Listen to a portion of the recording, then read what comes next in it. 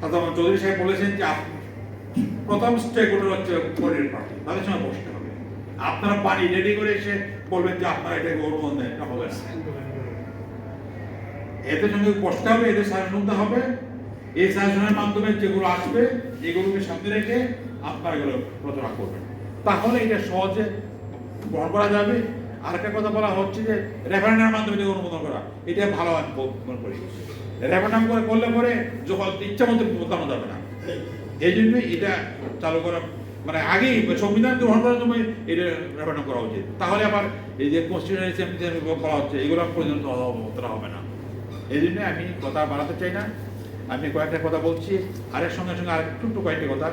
70 অনুচ্ছেদ যেটা আমাদের আছে, 70 ধারা যেটা আছে এখানে, এটা বাতিল করতে হবে। বাতিল পুরো করবো না, সংস্কার করতে হবে। শুধু একটি পয়েন্টে যে গভর্নমেন্টের আস্থা বর্জন হবে, সেক্ষেত্রে তিনি যদি প্রপোজ করেন তাহলে এটা তার মেম্বারে থাকবে না।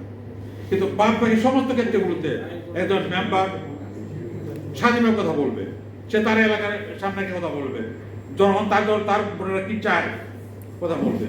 এই যে আমেরিকাতে আমরা যেমন জানেন যে কোনো প্রবলেম আসতে পারে, আমেরিকার কোনো ইস্যু বিল আসতে পারে, তখন তারা অনেকে লেখে তাদের ইয়ের কাছে যে আমার কি ভূমিকা পালন করা উচিত, তার এলাকার জনগণের লেখে।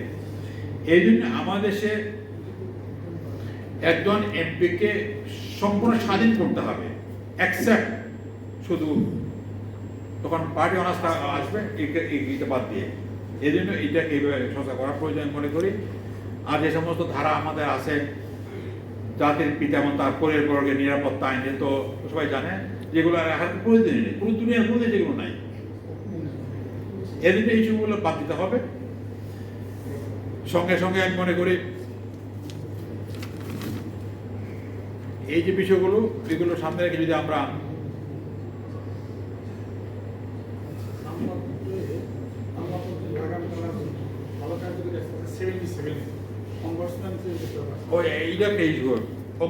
বিষয়টা আমাদের সংবিধানে লেখা আছে, কিন্তু গোড়াতে লেখা আছে এই পর্যন্ত কোথাও অম্বুডসম্যান চালু করা হয় নাই। অম্বুডসম্যান একটা ন্যাশনালি হয়, একটা মানে লোকালি হতে পারে, অথবা বিভাগ হতে পারে, স্বাস্থ্য বিভাগে। এই জন্য এই বিষয়টা আমরা গুরুত্ব দেওয়া উচিত, এবং এটাকে করলে পরে আরো অনেক সুবিধা বেশি পাওয়া যাবে। এই জন্য এই কয়েকটি কথা বলে আমি শেষ করতে চাচ্ছি, আমার সময় যেহেতু কম। আপনারা সবাই আমরা যারা মালিক দাবি করছি, মালিকদেরকে সচেতন হতে হবে। অথচ আমাদের সংবিধান কিন্তু কেউ পড়ে না।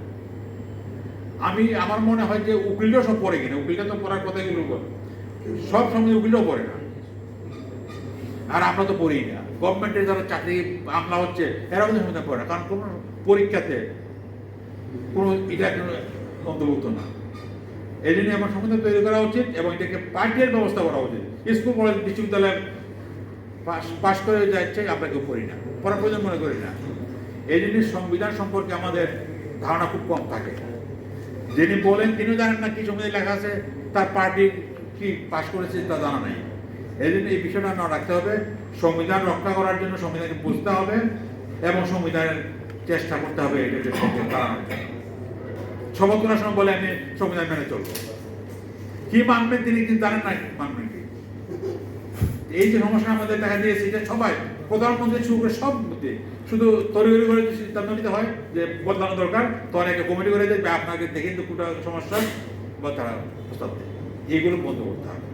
এই জন্য আমি মনে করি যদি আমরা সবাই মিলে দেশটাকে গড়ে তুলতে চাই, স্বাধীন গণতন্ত্র গড়ে তুলতে চাই, জনগণের অধিকার স্থাপিত করতে চাই, তাহলে এই সংবিধানকে আমাদের জনগণকে বুঝতে হবে, এবং আমাদেরকেও বুঝতে হবে। নিজেরা অন্যরা না বুঝতে, এরা না বুঝতে পারে, বুঝবে না।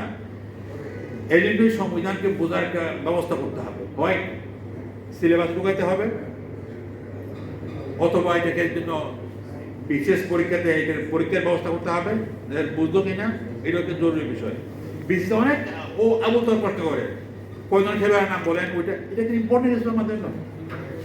আমরা যদি খেলোয়াড়ের নাম জানা ইম্পর্টেন্ট না, গায়কের নাম জানা ইম্পর্টেন্ট না, ইম্পর্টেন্ট হচ্ছে এটার কথা জানা। এটা আমাদের বিশেষ যারা যান বা যারা পাবলিক আমাদের ভারত ছিলেন সময় পাবলিক কমিশনে, এই পাবলিক কমিশনকে রিপোর্ট করতে হবে, প্রশ্ন করে ধরনের পদটা পাল্টাতে হবে।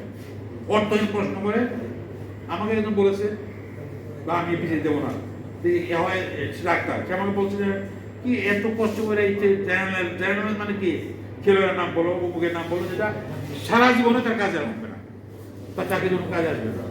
এই জন্য মনে করি এগুলো বদলানো দরকার। প্রোগ্রাম বদলি যদি আমরা করতে পারি তাহলে অর্থবহিত হবে। আমার শেষ কথা হচ্ছে, আসুন আমরা সবাই মিলে চেষ্টা করি, সবাই মিলে আমরা এই সংবিধানকে পুনর্লিখন হোক বা পুনরচনা হোক অথবা সংশোধনী হোক, এগুলো করার ব্যবস্থা করতে পারি। আল্লাহ আমাদের সবাইকে তৌফিক দিন, আমিন। আসসালামু আলাইকুম ওয়া রাহমাতুল্লাহি ওয়া বারাকাতুহু।